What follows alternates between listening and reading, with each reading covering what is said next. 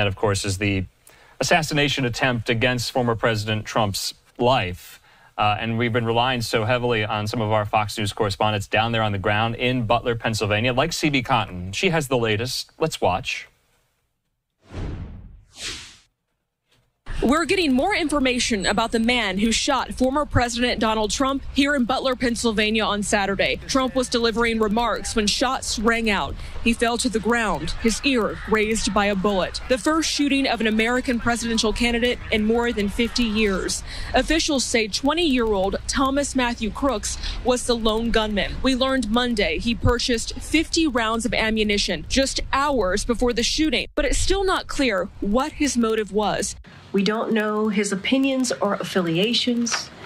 We don't know whether he had help or support or if he communicated with anyone else. Meanwhile, criticism of the Secret Service is ramping up, mostly centered on this building, where Crooks fired from a rooftop with a clear line of sight only 200 yards away from the rally. A federal law enforcement official told Fox on Monday local law enforcement had responsibility for securing the rooftop. And sources tell us one officer climbed to the top, saw Crooks armed with a rifle, and then retreated. The biggest question is how does an assailant get on a rooftop that close to the former and future president? That's an easy shot for somebody that can be just really a recreational shooter. The Secret Service, though, pushing back against that criticism, saying it bolstered security for former President Donald Trump back in June, and it's now working to keep a situation like this from ever happening again. In Butler, Pennsylvania, I'm CB Cotton, Fox News. CB, thanks so much. So we're getting these new details coming to us from Fox there that the FBI has gained access to Thomas Matthew Crooks' phone in the Trump assassination attempt as well there. So I wanted to make sure we got that into you as well here. But we also know that shortly thereafter, late Saturday night, the identification was made that Thomas Matthew Crooks, 20 years old, of Bethel Park, Pennsylvania, was identified as the subject involved in this assassination attempt of former President Trump there. In the meantime, we do want to break down so many of these key plot lines with none other than Hal Kempfer, National Security Advisor, an analyst and retired Marine intelligence officer. He joins me, and he's been guiding us through this story ever since it broke on Saturday. Hal, thanks for being with us. I know you haven't really gotten much of a break here, but there's a lot of key developments to get to as well. Hal, I want to bring up this fact as well. We now know specifically the weapon used and its provenance. Law enforcement sources with knowledge of the situation, Hal, tell Fox News the rifle Crooks fired at Trump was a DPMS AR-15 5.56.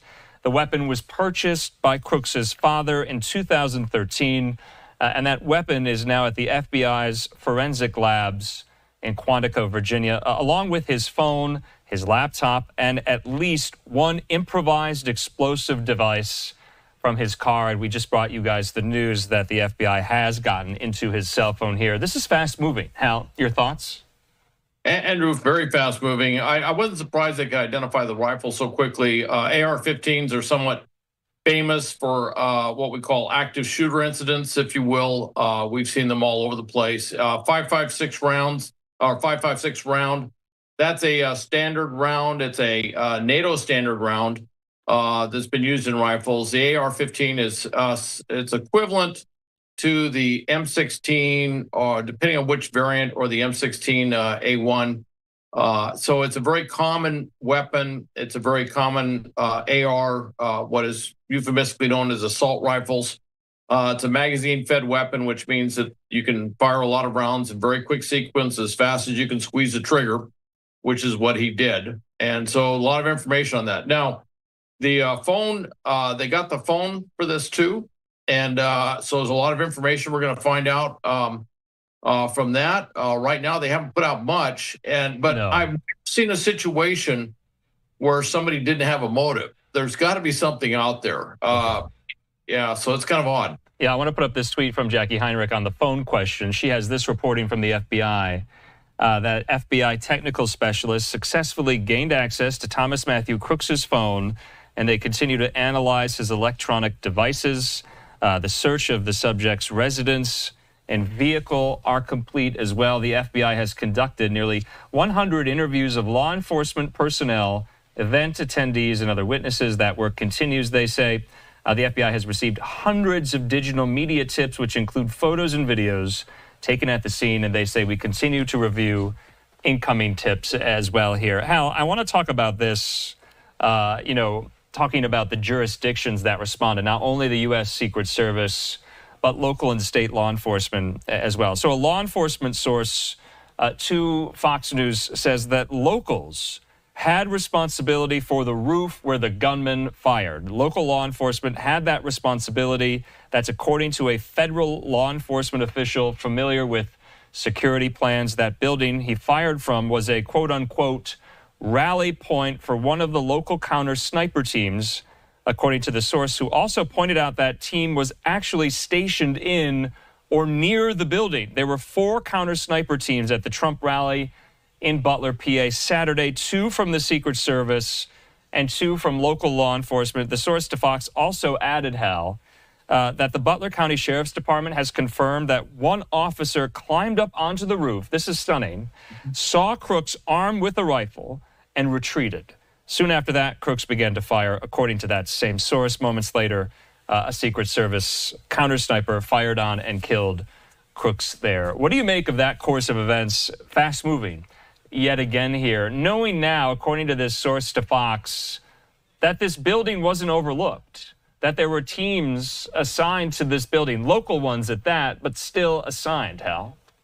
I've heard conflicting information on that. It wasn't clear if they cleared the building. That was one of those things that was coming up, that it wasn't entirely clear if a local law enforcement had gone through there. One thing I want to point out is when these events happen, yes, there will be local law enforcement to include sniper teams and all sorts of things that would be augmenting this event. That's not unusual to see that. However, anything dealing with a protectee of this status, Secret Service is in charge. They have the lead, and everybody understands that.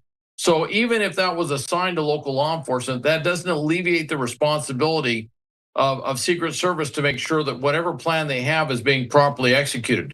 Clearly, there was a gap, a big gap, where he was able to access the roof and get up there. Now, there's video out there of people in the crowd prior to him shooting who had saw him climbing around up there and were yelling at law enforcement, hey, there's somebody on the roof with a rifle or a gun. They were being very clear as to what they're seeing. So there was a lot of information out there as far as what was happening.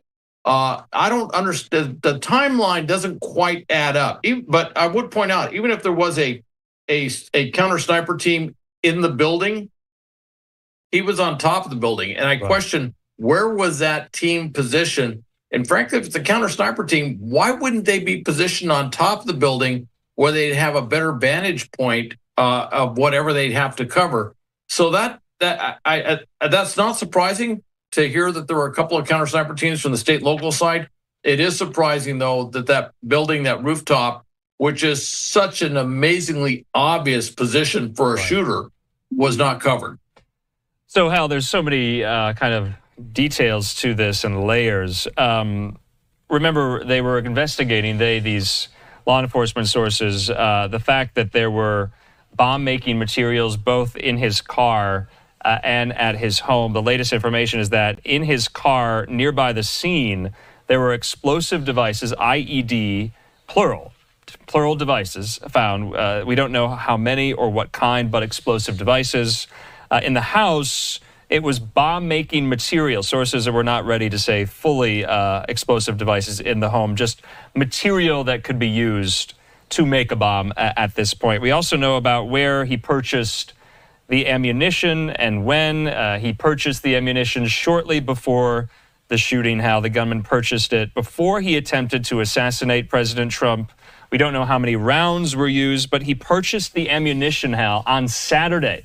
Now, we don't know the motive, of course, but we know from over the weekend this is being investigated as domestic terrorism or possible domestic terrorism. If it's being investigated that way, does that lend itself to a motive further down the road or not here? Well, they're going to investigate it that way until they can prove that it absolutely wasn't. You may recall the shooting, the sniper shooting at the Route 91 concert over in Las Vegas in 2017. They investigated that. And at the end of it, they weren't sure if they could call it terrorism, although they did find that he had domestic extremist views. He was an adamant anti-government sovereign citizen extremist. That had come up in the investigation, but they couldn't find that clear link to say it's domestic terrorism.